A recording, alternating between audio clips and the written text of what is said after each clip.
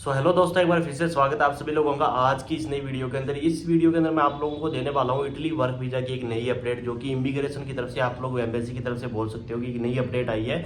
वो आप लोगों के लिए बहुत ही ज़्यादा बेहद जरूरी है और उसके अंदर जो है आज आने वाला जो टाइम है उसके अंदर फ्रॉड है जो वो काफ़ी कम हो सकता है मेरे हिसाब से। और जो एम्बेसी या इमिग्रेशन ने डिसीजन लिया है वो इसी के चलते लिया है, क्योंकि इन दिनों इटली वर्क वीज़ा के अंदर बहुत ही ज़्यादा बड़ी मात्रा के अंदर फ्रॉड हो रहा है।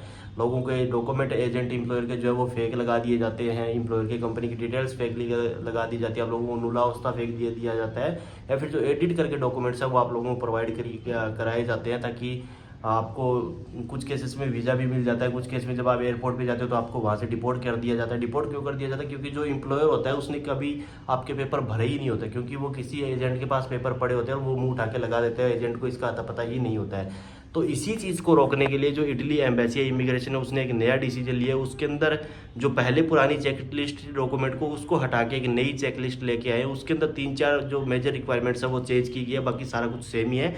ये इस चीज़ को रोकने के लिए किया गया ताकि आप लोगों के साथ स्कैम ना हो, फ्रॉड ना हो। और वहाँ पे भी जो लोग जो एम्प्लॉयर बैठे हैं, जो कंपनी वहाँ पे जो बनी हुई है, रजिस्टर हुई है, उनके साथ भी एजेंट है वो फ्रॉड करते हैं। फ्रॉड जैसे कभी फ्यूचर में किसी ने अपने जैसे बंदे बुलाए होंगे, कोई पेपर दिए होंगे, तो वो क्या है कि एजेंट या जो बंदा होता है वो अपने पास उसके आईडी वगैरह रख लेता है, और उसके बाद में कि उस एजेंट को जो इस कंपनी एम्प्लॉयर है उसको पता ही नहीं होता कि भाई मेरे नाम पे बंदे भी बुलाए जा रहे हैं बाद में। जैसे कि आपने पीछे देखा होगा 2023 के अंदर लोग जो गए थे, 2-4 बंदे वहाँ से डिपोर्ट हुए थे, वो इसी रीजन की वजह से हुए थे, क्योंकि एजेंट ने किसी से उनके पेपर उठा के भर दिए थे। और जब वो पहुँचे और जब वहाँ की जो एम्बेसी या जो फिर इमिग्रेशन ऑफिसर था उसने क्रॉस चेक किया, उस एम्प्लॉयर से पूछा कि आपने ये बंदे बुलाए हैं, तो वो बोलता है कि मैंने तो इन बंदों को पेपर ही नहीं दिए, मैंने तो पेपर नहीं लगाए इन बंदों के। तो वहीं से ये सारा काम स्टार्ट होकर उनको डिपोर्ट कर दिया गया। और इसके चलते ही और भी बहुत सारे लोगों के साथ ऐसी चीज़ें हुई है, और इटली इमिग्रेशन को भी पता चली है, सबको पता चली है, तब जाके ये वाला जो स्टेप है नया लिया गया है। तो आइए स्क्रीन पे चलता हूँ, आपको दिखाता हूँ पुरानी चेकलिस्ट क्या थी और नई चेकलिस्ट क्या है, उसके अंदर क्या क्या चेंजेस है। 2-3 मेजर चेंजेस है, एक मेडिकल का और एक आपको वहाँ के जो प्रॉपर डॉक्यूमेंट्स होते हैं एम्प्लॉयर के वो भी आपको चाहिए होते हैं, अटेस्टेड वगैरह। तो ये चीज़ें आपको मैं स्क्रीन पे चल के फिर बताता हूँ आपको। तो दोस्तों चलिए आइए मैं पहले आपको जो पुरानी रिक्वायरमेंट है वो बता देता हूँ। Embassy of Italy new Delhi documents for employment visa. तो इसके अंदर जो मेन डॉक्यूमेंट्स आपको पता है कि फोटो, पासपोर्ट, ये सारी चीज़ें चाहिए होती है। और यहाँ पे एक चीज़ ये थी कि अथराइजेशन या कि ए लवोरो सुब्रिदांतो है ना, तो इसका मतलब है कि अथराइजेशन फॉर डिपेंडेंट वर्क जो होता है वो आपको चाहिए होता है। और फिर आपको एक लेबर प्रोविजनल डायरेक्टरेट जो कि होता है, ये अभी आपको पुलिस हेडक्वार्टर से चाहिए होता है। और यहाँ पे और आप देख सकते हो जो दूसरा अपने पास होता है यहाँ पे इसका बताया गया है जो नीचे अगर आप देखोगे 4 नंबर, आप उसके बाद में 5 नंबर पे आपको फ्लाइट रिजर्वेशन वगैरह भाई नॉर्मल आपको करवानी पड़ती है हर चीज़ में। आप डमी वाली, कन्फर्म वाली कोई सी भी लगा सकते हो उसमें। और फोटोकॉपी वगैरह ये सारी चीज़ें बता दी कि ये पुराने डॉक्यूमेंट्स थे जो इस टाइम पे चाहिए थे पिछली बार। अब इस बार जो नई रिक्वायरमेंट है, यानी कि अब जो फाइल सबमिट होगी उसके अंदर जो नए डॉक्यूमेंट्स है वो कौन से हैं, चलिए वो आपको नई रिक्वायरमेंट वाली नए पेज पे दिखाता हूँ। हालांकि मेरे को वो कहीं पे एग्जैक्ट मिला नहीं है और मैंने कहीं से उसको स्क्रीनशॉट लेके, पर आपको एक बार 2-3-4 चीज़ें मेन है वो बता देता हूँ उसके अंदर क्या क्या मेन है। तो दोस्तों ये मेरे पास एक रखा था मैंने कहीं से स्क्रीनशॉट लेके, अभी वहाँ पे सारी जगह मैंने चेक किया था, मिला नहीं मेरे को, बट ये मिला था। तो आप इसमें देख सकते हो बाकी सारा कुछ सेम है। ऊपर देखोगे तो आपको वही आपको फॉर्म चाहिए डी वीज़ा एप्लीकेशन का, फिर आपकी रिसेंट पासपोर्ट साइज फोटो चाहिए, पासपोर्ट चाहिए। और नीचे आओगे तो वही आपको एम्प्लॉयर की आईडी कॉपी वगैरह वो सारी चीज़ें सेम है। बट इसके अंदर 3 चीज़ें जो अलग है वो क्या है वो आपको मैं बता देता हूँ। एक तो देखो कि कॉपी ऑफ नुला अवस्था वर्क ऑथराइजेशन, ये तो पहले भी था और इस बार भी, इसमें कोई दिक्कत वाली बात नहीं, ये आपका लगता है। इस बार जो एक नया चेंजेस किया गया है वो ये है, सबसे नीचे अगर आप देखोगे यहाँ पे medical insurance with A coverage of at least euro के अंदर है 30,000 यूरो का उसमें कवरेज होना चाहिए इस बार। जी हाँ दोस्तों, मेडिकल की रिक्वायरमेंट यहाँ पे कर दी है। मेडिकल ये ट्रैवल इंश्योरेंस होता है वो वाला मेडिकल चाहिए अपने को, ना कि जो आपको हॉस्पिटल से जाके करवाना होता है वो वाला नहीं चाहिए, जो कि आप स्टडी वीज़ा, टूरिस्ट वीज़ा में लगाते हो वो वाला चाहिए। ये आपको आता है तो आप खुद से बुक कर सकते हो, मेरे से करवाना तो उसके लिए इंस्टाग्राम पे मैसेज कर लेना। यहाँ पे क्या है, valid for the intend period of stay, जितने भी टाइम आए वहाँ पे रहोगे उसके हिसाब से आपको ये बुक करना है, including the repartition close to be chosen of range Schengen compliant travel medical insurance और 1 इटालियन इंश्योरेंस कंपनी।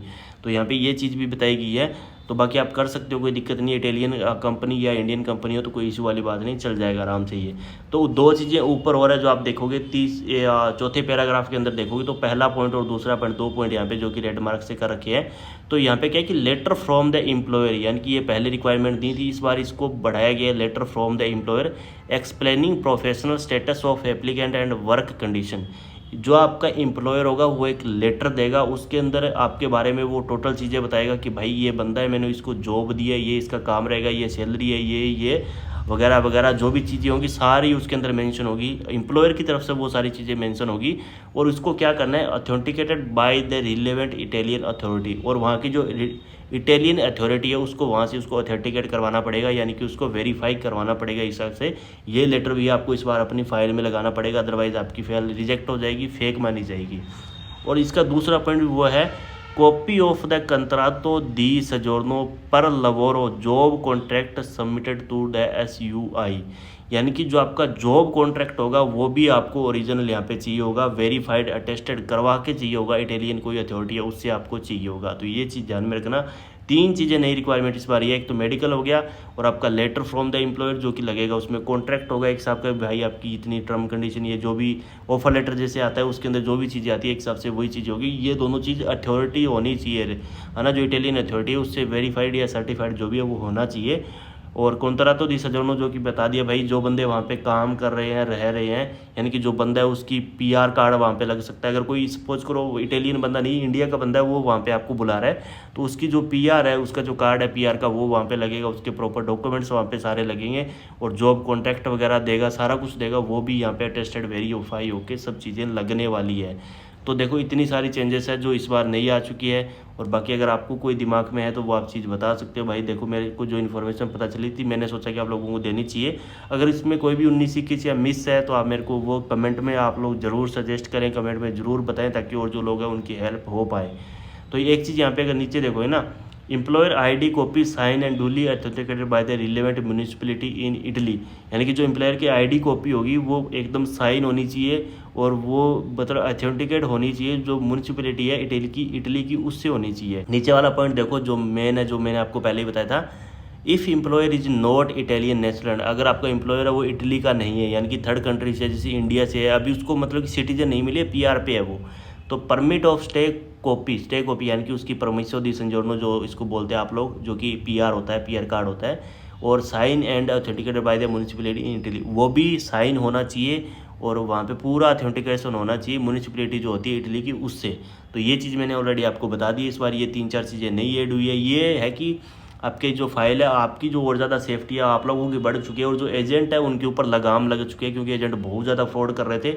एजेंट और जो एम्प्लॉयर है उनको पता ही नहीं होता था कि भाई उनके पेपर पड़े होते थे, वो बिना मुँह उठाए, उनको पता ही नहीं होता था कि उसके पेपर भर देते थे, और एक ID से सारे जो डॉक्यूमेंट है वो कलेक्ट करते रहते। तो ये वाला जो सिस्टम है इन दिनों बहुत चल रहा था, और ये चीज़ें धीरे धीरे पता चली है। तो जो इमिग्रेशन है और या एम्बेसी है उसने इतनी ज़्यादा लगाम लगाई है, ताकि ये 3-4 रिक्वायरमेंट बढ़ाएंगे तो ऑटोमेटिक जो फ्रॉड है वो कम हो जाएगा, और जो जेन्युइन होगा वही वहाँ पे एम्बेसी में सबमिशन करवा पाएगा। तो ये चीज़ आपको भी पता है। तो ये अगर डॉक्यूमेंट आपका एजेंट आपको सही तरीके से देता है तो इसका मतलब मान लेना कि आपका सारा कुछ जेन्युइन है। अगर इसमें कुछ भी 19 की गड़बड़ी करता है तो आपकी जो फेक है सारा कुछ, वो आप ये इस तरीके से समझ सकते हो। तो अभी भी आपको कुछ क्वेरी, कुछ इन्फॉर्मेशन चाहिए, हेल्प चाहिए किसी भी वीज़ा के रिलेटेड, किसी भी कंपनी के रिलेटेड या कंट्री के रिलेटेड आपको, तो आप लोग मेरे को इंस्टाग्राम पे आके मैसेज कर सकते हैं। अगर आपको भी वीज़ा अप्लाई करवाना है किसी भी कंट्री का कोई भी वीज़ा, तो उसके लिए भी एक बार आप लोग मेरे को DM करके इन्फॉर्मेशन ले सकते हैं। तो गाइस मिलते हैं नेक्स्ट वीडियो में। Till then take care, good bye, जय हिंद।